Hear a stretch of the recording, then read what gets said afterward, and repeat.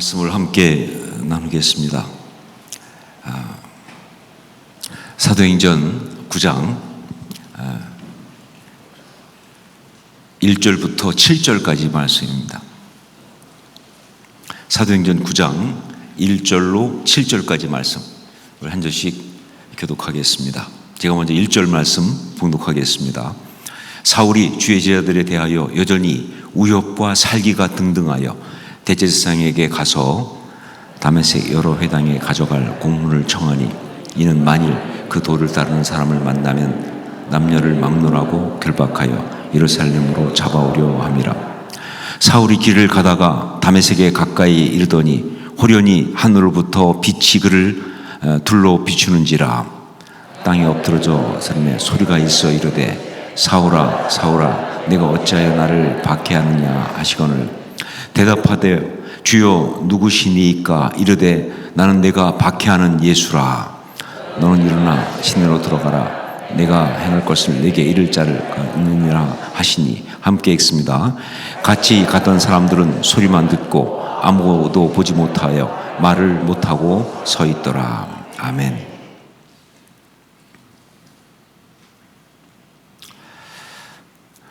기독교 역사에 있어서 예수님 말고 가장 중요한 인물을 한 명을 꼽으라고 하면 거의 대부분 바울을 꼽을 것입니다. 베드로가 좀 섭섭하겠죠, 그렇죠? 왜 나를 제끼고? 그러나 교회라고 한다면 베드로가 맞지만 기독교라고 하는 이 기독교 역사를 본다면 바울을 꼽을 수밖에 없어요. 심지어 그 대적자들, 그냥 우리 교회를 흔들고 비방하고 막 하는 그 나쁜 놈들이죠. 대적자들은 뭐라고까지 말하느냐? 기독교는 솔직히 말하면 바울의 종교 아니냐 하는 거죠. 기독교는 바울의 종교 아니냐. 결국은 바울에 의해서 신학적으로 체계화되었고, 그리고 그 바울에 의해서 온 세상이 전파됐으니까. 그러니까 기독교는 바울의 종교 아니냐라고 말할 만큼 바울은 중요합니다. 물론 말 같지 않은 말이죠. 그럴 수 없죠.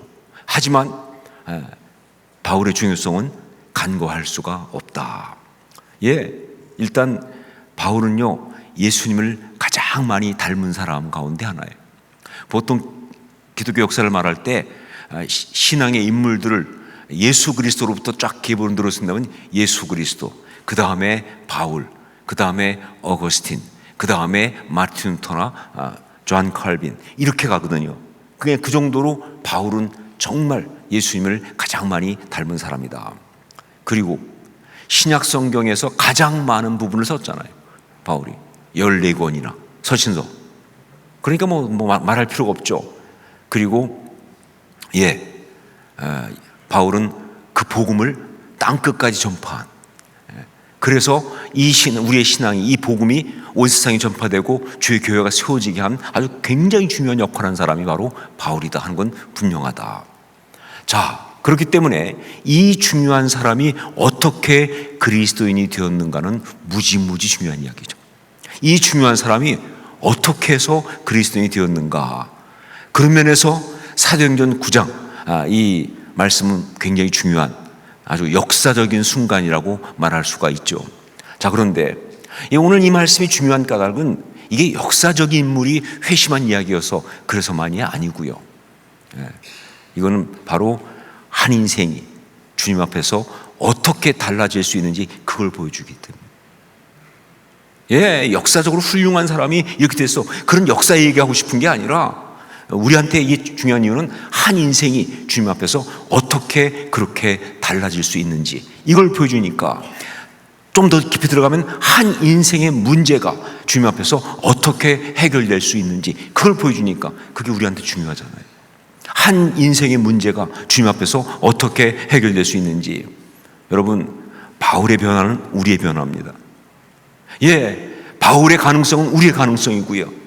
그에게 일어났던 일은 우리한테 일어난 일이에요. 그리고 또 우리한테 일어날 수 있는 일이고 일어나야 하는 일이고요. 자, 그래서 이게 굉장히 중요한 부분이에요. 먼저 우리 1절 말씀을 한번 같이 읽도록 하겠습니다. 1절 같이 읽습니다. 사울이 주의 제자들에 대하여 여전히 우엽과 살기가 등등하여 대제사장에게 가서, 여기 보면 여전히 우엽과 살기가 등등하여, 이 한마디가 예수님을 만나기 전에 이 바울, 즉 사울의 마음을 그대로 묘사하고 있습니다. 빈센트라고 하는 신학자는요, 이 부분을 이렇게 번역을 했습니다. 우엽과 살인의 욕망으로 인해 적의를 품고, 우엽과 살인의 욕망으로 인해 적의를 품고, 쉽게 말하면 뭐예요? 누군가 한 놈 걸리기만 해봐 죽여버리겠어, 이런 분위기예요. 하여간 뭐예요? 누군가를 죽이고 싶은 마음, 이런 마음을 가지고, 여러분, 그게 누구든지 간에 마음속에 누군가를 죽이고 싶다 하는 그러한 마음이 있다는 것은 무슨 뜻이냐? 그 사람이 크게 잘못돼도 정말 크게 잘못된 상태다. 그거는 정말 인생 잘못 사는 거예요. 뭔가 삶에 큰 문제가 있는 거예요. 특별히 그런 거는요, 그 인생은 이 스카펙이라고 하는 우리 크리스찬이면서도 정말 유명한 정신, 그 의학, 정신과 의사이기도 하고 또 상담가이기도 하죠. 하버드 대학에서 가르쳤던 정말 스카펙. 이 스카펙이 쓴 책 중에서 우리 그 교계 신앙 쪽만이 아니라 그냥 일반 쪽에서도 정말 많은 사람들이 읽고 또 어떤 도전을 받았던 책이, 대표작이 바로 The Roadless Traveled라고 하는 책이었어요. The Roadless Traveled. 유명한 책입니다. 제가 유명한 책이 아니면 소개할 이유가 없겠죠, 그렇죠? 유명한 책이에요. 근데 The Roadless Traveled, 이걸 한마디로 번역하면 뭐예요? The Roadless Traveled.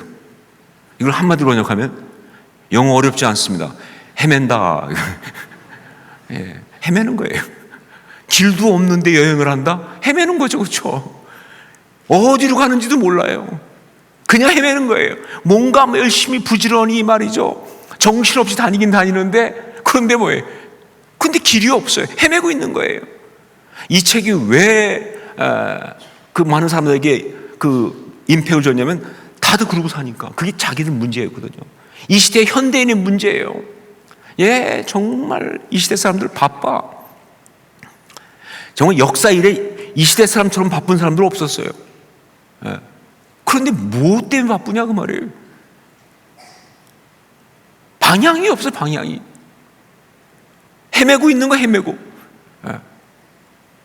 열정 과잉, 뭔가 막 의욕 과다, 뭔가 중요한 것처럼 가는데 아무것도 아닌 거예요. 그게 바로 예수님을 만나기 전에 바울의 상태였다는 거죠. 자, 왜 그랬을까요? 바울 얘는 왜 그럴까?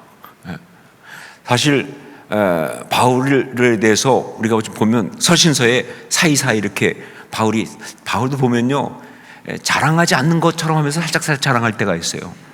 내가 뭐 난 지 8일 만에 할례를 받았고, 뭐 베냐민 지파 뭐 이렇게 하면서 하여간 굉장히 아주 살짝 자랑을 해요.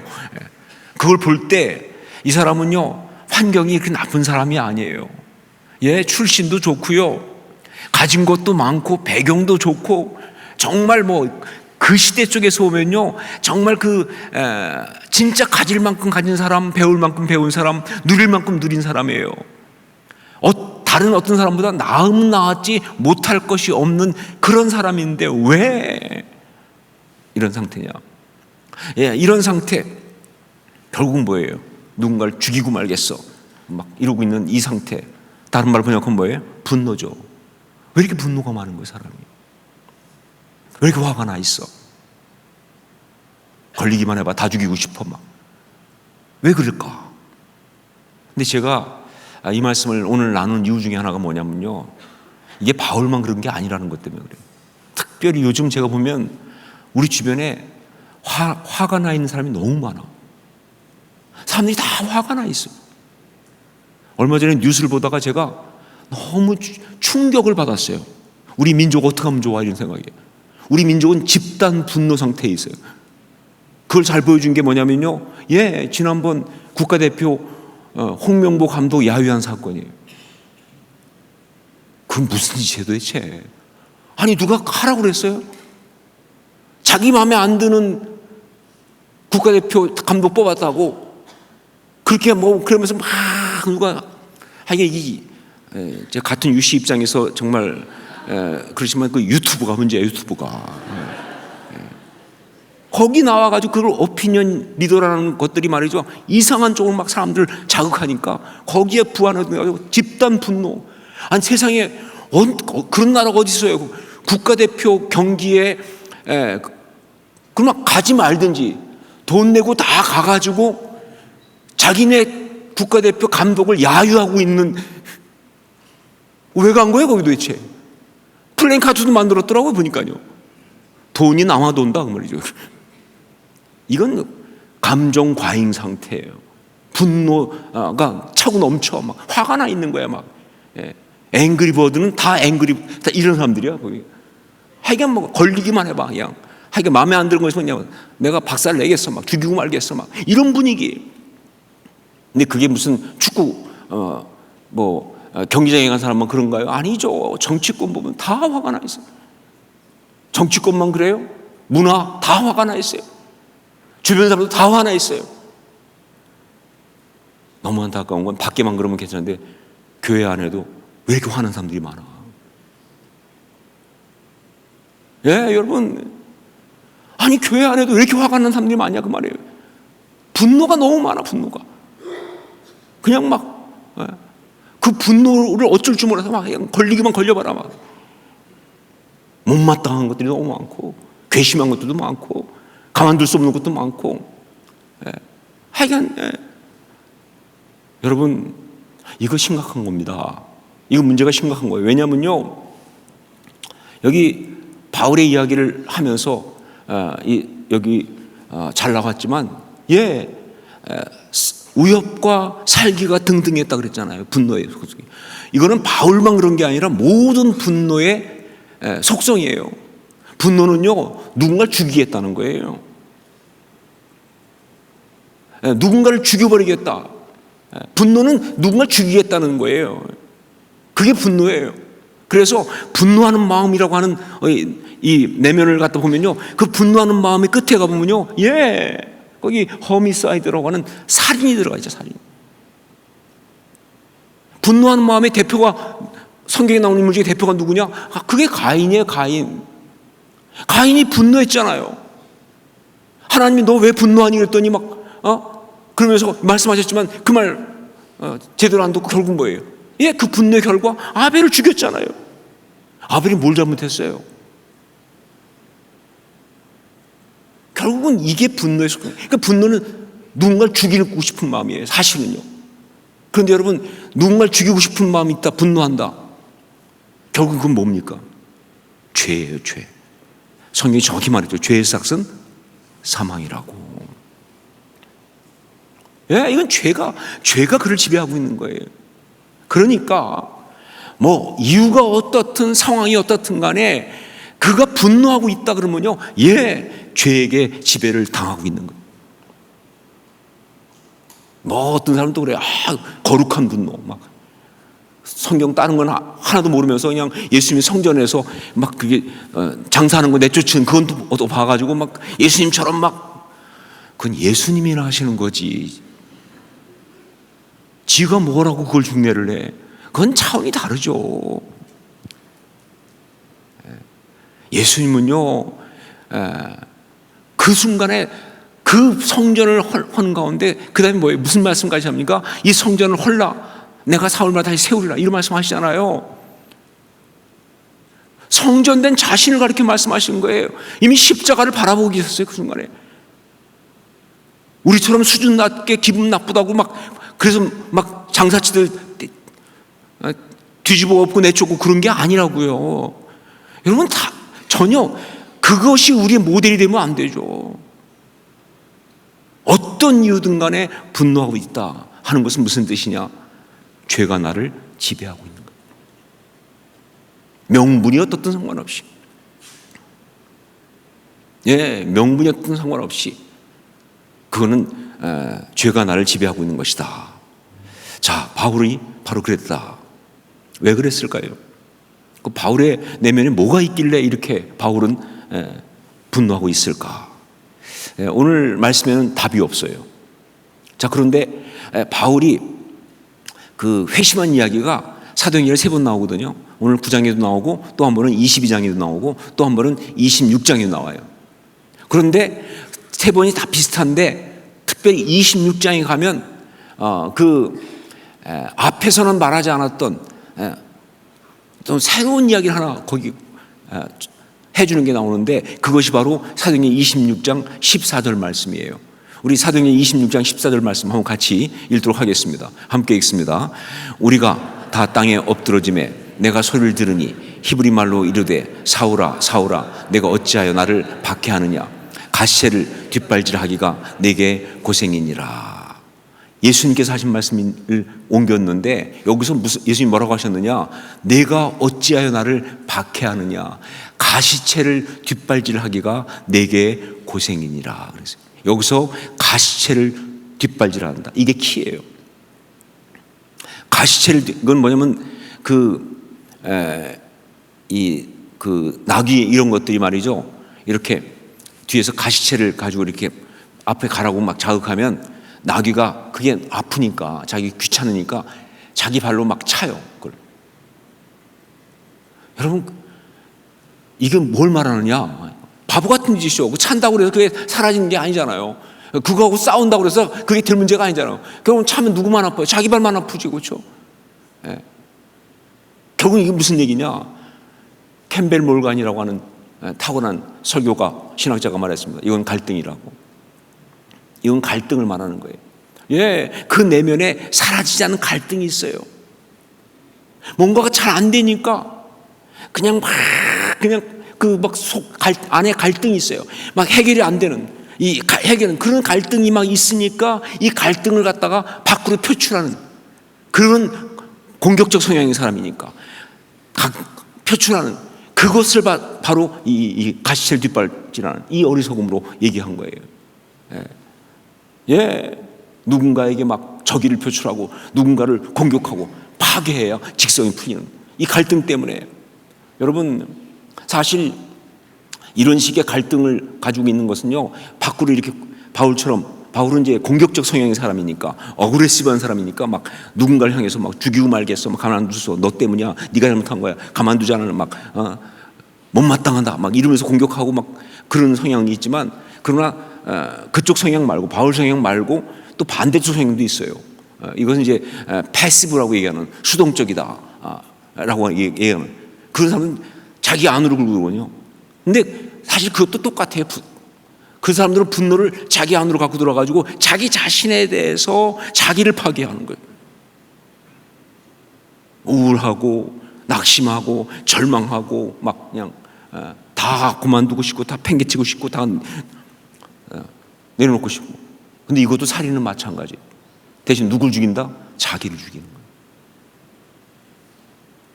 예, 갈등 때문에 그래요.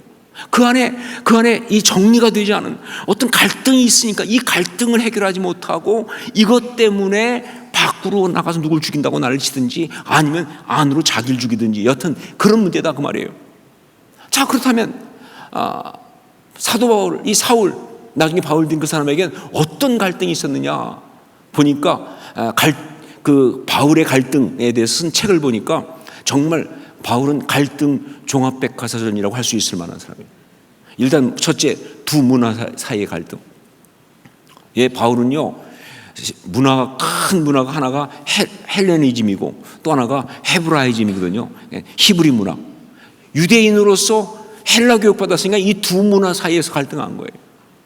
가치관이 막 왔다 갔다 해. 그러니까 갈등이 심할 수밖에. 예. 자, 그런데 솔직히 말해서 이런 갈등은 바울만 그렇습니까? 우리는 안 그런가요? 여러분, 우리가 몰라서 그렇지 우리도요, 이 시대 속에서 이 어떤 그 문화 충돌 같은 갈등 사이에, 그러니까 가치관이 다르니까 막 우리가, 그러니까 그 젊은 애들 못마땅하지. 저것들은 도대체 왜? 예, 저도 오늘 여기 그 설교하러 오면서 굉장히 오래 고민했습니다. 넥타이를 맬 것인가 안 맬 것인가. 왜냐면 여러분 중에 못마땅한 사람이 이 목사 왜 넥타이를 안 맸어? 말씀 전하는데. 이런 사람이 있을 수도 있거든요, 여기에. 문화니까. 설교할 때는 넥타이를 매야 한다. 성경에 나온다. 어디 나오느냐? 모른다. 하지만 나올 것 같다. 막 이런 분위기 아니에요. 문화는 그런 것들이에요. 그런데 우리는 다 그런 문화 가운데 사실 솔직히 갈등하고 있잖아요. 다 가지고 있어요. 그러니까 우리가 세상 TV 볼 때도 못마땅한 게 많고, 언론 뉴스 볼 때도 이건 아니다 싶은 게 많고, 사실 그 중에는 맞는 것도 있지만 문화의 어떤 차이일 수도 있는 거 아니에요, 그렇죠? 자, 그다음에 두 번째, 육체의 욕망과 거룩 사이의 갈등. 사도 바울은 또 이 둘 사이의 갈등이 심한 사람이에요. 구약 말씀을 배웠습니다. 그래서 거룩을 배웠어요. 그러나 말씀을 배운다고 해서 이 안에서 올라오는 욕망이, 성적인 욕망이, 쾌락의 욕망이 그를 떠나냐 그러면 오히려 더 심해지지. 그러니까 이 둘 사이의 갈등이 심한 거예요. 그래서 갈라디아서 5장 16절 17절 보면요, 바울이 이렇게 고백합니다. 내가 이르노니 너희는 성령을 따라 행하라. 그리하면 육체의 욕심을 이루지 아니하리라. 육체의 소욕은 성령을 거스리고 성령은 육체를 거스리나니 이 둘이 서로 대적함으로 너희가 원하는 것을 하지 못하게 하려 함이니라. 경험담이에요. 자기 경험담이에요. 근데 바울만 그렇습니까? 우리는 안 그런가요? 우리는 육체 욕망과 거룩 사이의 갈등이 없나요? 다 똑같은 거죠. 특히 예수 믿으면 더 그렇죠. 잘 믿을수록 더 그렇죠. 세 번째, 교만과 열등감 사이의 갈등. 바울 사도는 정말 그 당시에 최고의 가문에 잘 태어나서 가말리엘 문화에서 공부한 사람이에요. 들어나 보셨습니까? 가말리엘 문화라고. 이거는 S대학보다 더 높아. 당대 최고의 엘리트 교육이야. 그러니까 교만이 뭐예요? 뻗치죠. 더구나 거기서 뭐예요? 교만하기 위한 전문 과정을 이수했잖아요. 그렇죠? 율법 교육 받는다는 게 뭐예요? 교만을 위한 전문 과정 아니에요. 그렇죠? 아주 교만 라이센스 따는 거 아니에요. 그러니까 막 자기 교만이 뭐 얼마나 넘쳐요. 그런데 여러분, 그런 교만과 그것이 있을 때 오히려 더 심하게 문제가 생기는 거예요. 열등감이 더 커지는 거예요. 여러분, 교만과 열등감은요, 이것은 같은 동전의 양면이에요. 그러니까 교만한 사람들 보면요, 그만큼 열등감이 심한 거예요. 오죽 열등감이 심하면 교만까지 하겠어, 그렇죠? 혹시 교만한 사람 있으면 가서 얘기하세요. 이해해. 힘들겠어. 그러니까 열등감을 커버하려고, 그러니까 갈등이 심할 수밖에. 자기 열등한 거 커버하려고 막 교만을 떨어야 되니까 얼마나 힘들겠어요. 이 사이에서 말이죠,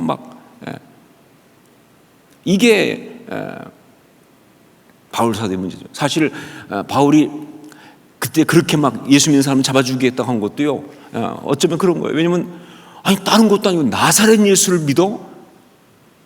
그 나사렛 예수는 그거 완전히 뭐예요? 그거는 진짜 열등한 거 아니에요? 그 스캔들, 그 촌것, 그 문제 많은 것. 또 이 교만한 사람은요, 또 이런 열등한 거를 또 못 봐요. 자기 모습 같아서 그런 거지. 그래서 이런 교만한 사람들은요, 교회 안에 누가 좀 어떤 문제가 생겼다 그러면 정죄하는데 그냥 거품 물지. 누가 월급 준 것도 아닌데 월급 받고 하는 사람부터 날리신다. 왜? 자기 그 열등감, 자기 문제, 자기 컴플렉스를 없는 거하고 똑같아요. 이런 갈등이 바울에게 심하다. 또 물어볼게요. 바울만 그렇습니까? 우리는 아닌가요? 그 다음에 권위에 대한 갈등. 아버지가, 이거는 성경에 나온 건 아닌데, 저의 내적 치유 전문가의 매의 눈으로 간파했는데, 바울의 아버지가, 이 사람이 자수성가한 사람이에요. 그래서 바울은 날 때부터 로마 시민권이었어요. 아버지가 로마 시민권을 땄으니까, 돈 벌어 땄으니까. 그리고 그 아들을 일찍 예루살렘 유학을 보내는 거예요. 조기 유학까지.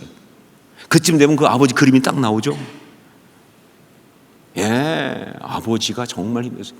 근데 참 재밌는 게 뭐냐면요, 그 아버지에 대한 그 권위, 근데 그 권위가 이게 건강하지 않은 거죠. 그 상처와 갈등이 많은 사람, 아주 그런 사람으로 또 한 사람, 교회사에 유명한 사람인데 그게 바로 마틴 루터예요. 마틴 루터는요, 그 아버지 때문에 어느 날 성가대에 서 있다가 기절한 적도 있어요. 아버지에 대한 그러니까 아버지의 권위가 있어요. 그런데 아버지가 부담스러워.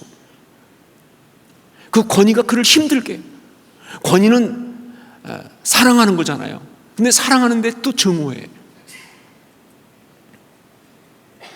권위는 나한테 너무 좋은 건데 그는 불편해.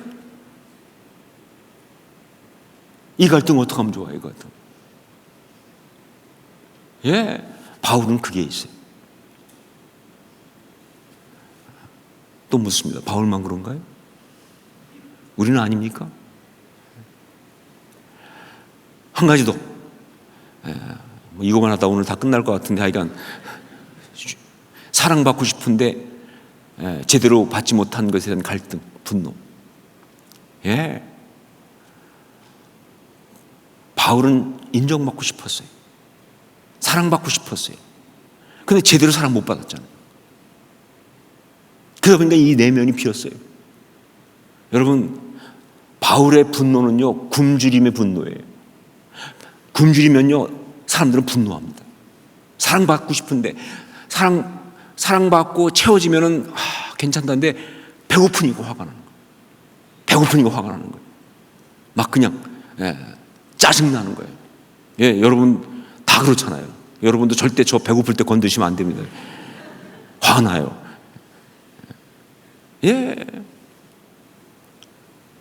바울만 그런가요? 바울만 아니라 우리 모두가 다 이런 조건을 갖고 있어요. 그런데 더 중요한 게 뭐냐? 이렇게 바울이 분노하게 된 것은 환경이 그러니까 그럴 수밖에 이것이 아니고, 그렇게만 얘기할 수 없어요. 물론 그것도 이유가 돼요. 하지만 그것 때문에 하나의 더 문제가 나오는데, 그게 뭐냐? 바로 자아가 죽지 않아서예요. 환경이 그런 것 때문에 그런 가운데서 결론적으로 그런 중에 자아가 죽지 않았기 때문에, 그래서 이렇게 갈등하고 이렇게 분노한다고 말입니다. 환경도 문제지만 정말 중요한 건 뭐냐면 자아가 죽지 않아서, 그래서 이렇게 갈등하고 이렇게 분노한다 하는 것이죠. 여러분, 자아가 살아있는 사람은요, 절대로 살아가면서 내면적인 갈등을 해결할 수 없고요, 절대로 그 분노에서 벗어날 수가 없어요. 자아가 살아있다는 말이 무슨 뜻이에요? 이기적이라는 뜻이죠. 자기중심적이라는 뜻이죠. 그러니까 자아가 살아있는 사람은요, 세상이 자기중심으로 돌아야 돼요. 요즘 잘 쓰는 말대로 세상이 자기중심으로 돌아야 돼요. 여러분, 그런 사람이 얼마나 무서운 줄 아세요? 그런 사람들은요, 모든 것을 볼 때 마음에 안 드는 것도 투성이야. 왜? 세상이 자기로 돌아가니까. 내가 지금 조금 그 컨디션이 이래가지고 조금 더워. 그러면 무조건 이 세상은 좀 온도를 낮춰야 돼. 내가 더우니까. 근데 사실은 자기가 감기 걸린 걸 수도 있잖아요, 그렇죠? 자기가 좀 더워. 핫프레시가 왔어요. 갱년기. 그러면 거기에 다 맞춰야 돼, 세상은. 추워. 거기 맞춰야 돼. 내 기분에 다 맞춰야 돼. 근데 여러분 아세요? 우리 주변에 지구를 자기 중심으로 돌리는 사람이 얼마나 많은지. 자아가 살아있으면 그렇다니까요. 자기가 중심이 되니까, 그러니까 모든 것들을 자기 중심으로 돌려야 돼요. 자기가 다 판단해. 자기가 모든 걸 다 기준을 정해. 그렇게 되면요, 결론은 딱 하나밖에 돼요. 온통 마음에 안 드는 것들 투성이야. 어떻게 누가 맞춰요, 그걸요? 그러니까 다 마음에 안 들어. 이것도 마음에, 저것도 마음에 안 들어. 다 틀렸어요. 왜? 내 중심으로 생각하니까. 그러니까 갈등은 벗어날 수가 없다는 거죠. 이 시대에 왜 그렇게 사람들이 많이 갈등하느냐? 전 답은 이거라 생각해요. 자아가 살아있어요. 아직도. 믿음이 좋다는 사람들 중에서 왜 그렇게 갈등하는 사람이 많느냐? 자아가 살아있어요. 너무나 안타까운 게 뭐냐면요, 신앙을 가지고 그 자아에다가 양분을 공급해. 신앙생활하고서 자아에다가 타이틀을 줘. 권사님, 이렇게 장로님, 집사님, 목사는 말할 것도 없고. 그러니까 다 뭐해, 마음에 안 들지, 못마땅하지, 기분 나쁘지, 다 틀려먹었지. 큰일이에요. 이 시대 정말 큰일입니다. 막 그런 얘기 할 때 들을 때 보면요, 저도 뭐 그런 얘기 많이 하지만 어떤 때는 제가 정신이 좀 온전할 때는 누가 이 시대 큰일이다 그러면 제 속에 들어오는 건 네가 큰일이다. 내가 큰일이에요. 사실 내가 큰일이에요. 자아가 죽지 않으면 아무리 노력해도 갈등을 풀 수 없습니다. 애를 쏟았네요. 바울 사도가 로마서 7장 21절에서 이렇게 고백했죠. 그러므로 내가 한 법을 깨달았노니 곧 선을 행하기 원하는 나에게 악이 함께 있는 것이로다. 그 다음에 뭐라 했어요? 오라 나는 곤고한 사람이로다.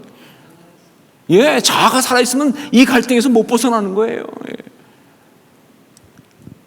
여러분, 여기 있는 사람 중에서도 아마 이 문제 정말 오래 고민하는 사람이 있을 거예요. 지금도 있고, 안타까운 거는 그게 그냥 조금씩 줄어드는 게 아니라 갈수록 더 심해지는 사람도 있어요.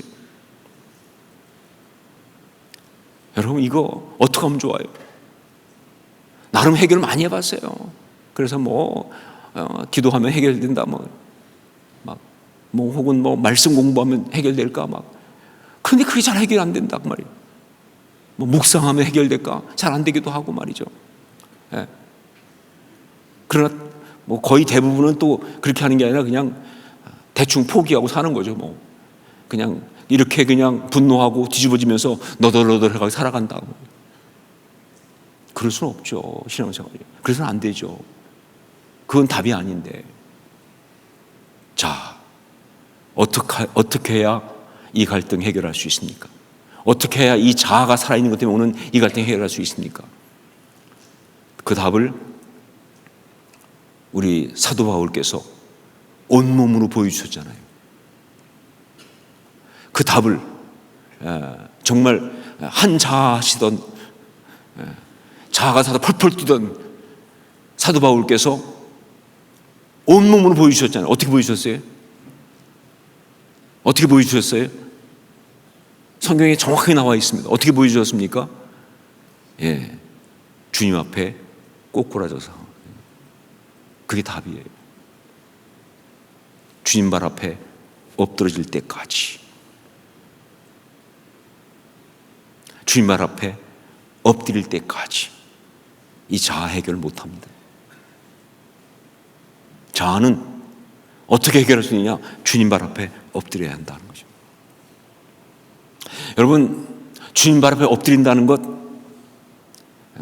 두 가지 경우가 있어요. 하나는 뭐냐? 자기가 와서 엎드리는 거예요. 모양 좋죠. 자기가 딱 와서 주님 엎드려가지고 자기의 모든 것을 다 내려놓고 주님을 이렇게 딱 가는 거 너무 좋은데, 문제는 뭐냐? 이게 잘 안 된다는 거예요. 사람 중에서 이렇게 할 사람 많지 않고, 그리고 실제 이렇게 하는 사람이 있으면 가짜일 확률이 99%예요. 주님만 섬기겠습니다. 절대 아니죠. 내가 주님을 섬기겠다. 내가 더 중요한 거예요. 자아가 엎드려야 자아가 그 무릎 꿇어야 되는데, 내가 스스로 와서 엎드렸을 때는 그 자아가 사라지지 않고 오히려 더 교묘하게 의장을 하면서 갈 수 있는 확률이 높기 때문에 이게 참 쉽지 않아요. 원래는 그러면 참 좋지만, 그래서 대부분의 경우는 두 번째 경우입니다. 뭐예요?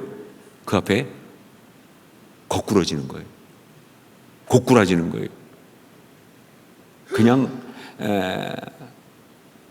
여기 바울 사도처럼 말이죠.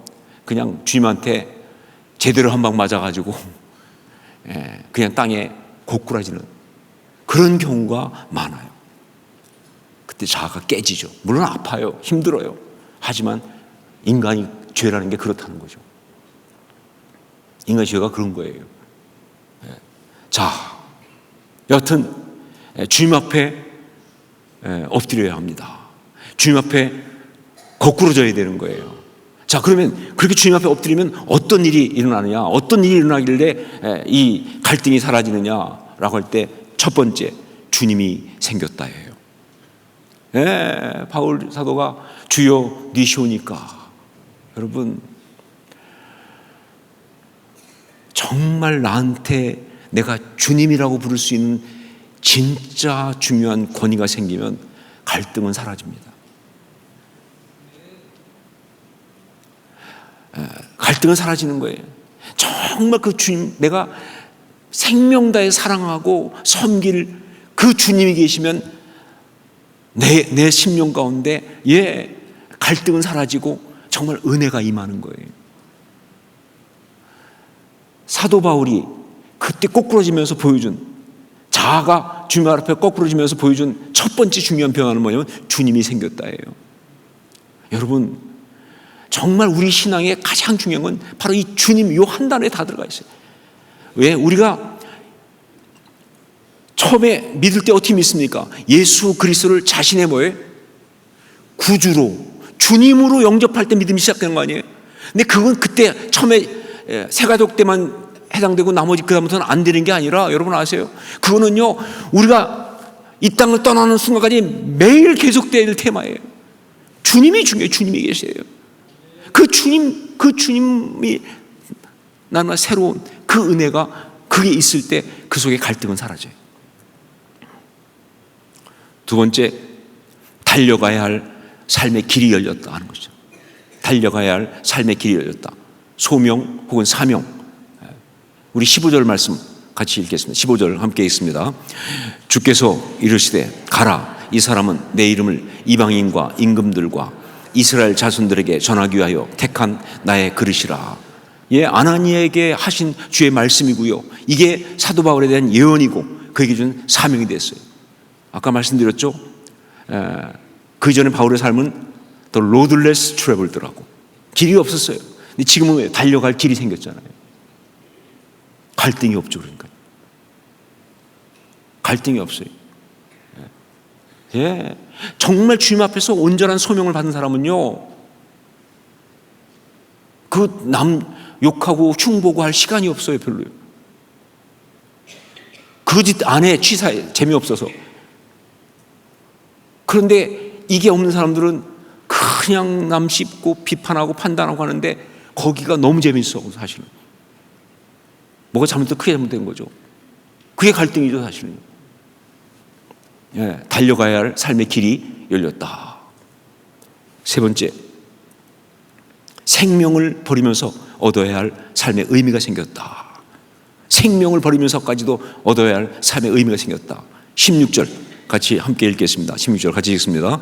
그가 내 이름을 위하여 얼마나 고난을 받아야 할 것을 내가 그에게 보이리라 하시니. 역시 아나니아에게 주님이 하신 말씀이에요.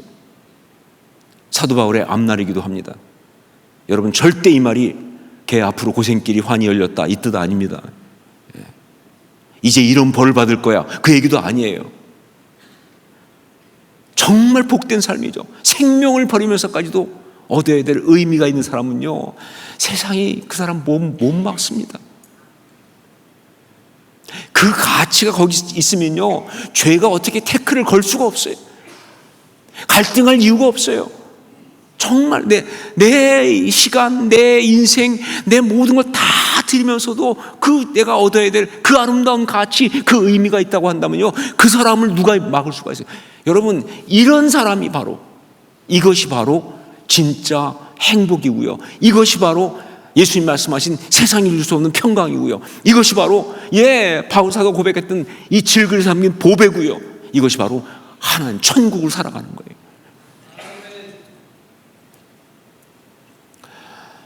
존 파이퍼 목사님 쓴 책 가운데 지상에서 가장 큰 기쁨이라는 책이 있습니다. The Legacy of Sovereign Joy라고, 지상에서 그 가장 큰 기쁨, 어거스틴과 루터와 칼빈의 신앙을 다룬 책인데 거기 보면 이런 말이 나옵니다. 세계 역사는 깨진 돌들로 뒤덮인 활동 현장이며 그 깨진 돌들은 읽고 기억하기 위해 시간 내는 사람들의 마음속에 예배를 일으키도록 고안된 신성한 제단들이다. 그렇습니다. 진짜 아름다운 하나님의 사람은요, 주님 앞에 거꾸러진 사람들이에요. 주님 앞에서 자아가 깨진 사람들이에요. 주님 앞에서 자신의 자아가 다 깨지면서, 그러면서 그의 진짜 아름다운 은혜가 임하는 거예요. 그러니까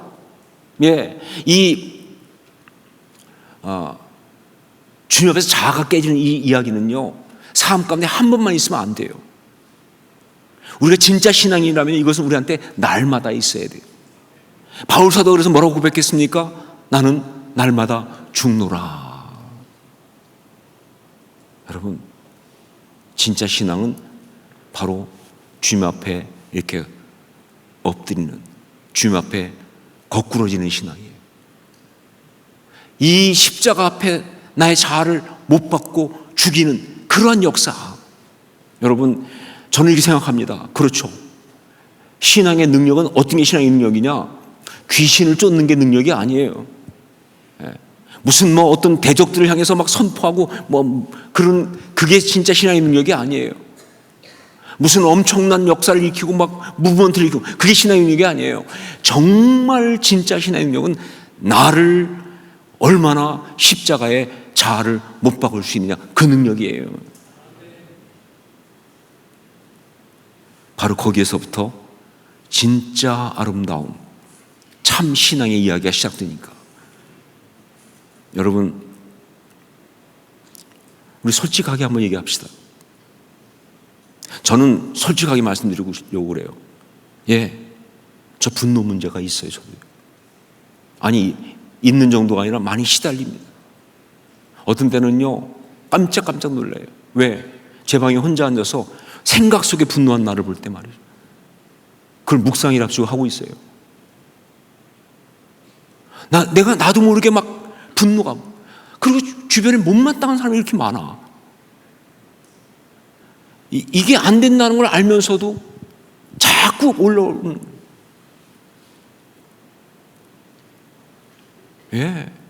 우리 다 그 문제 갖고 있잖아요.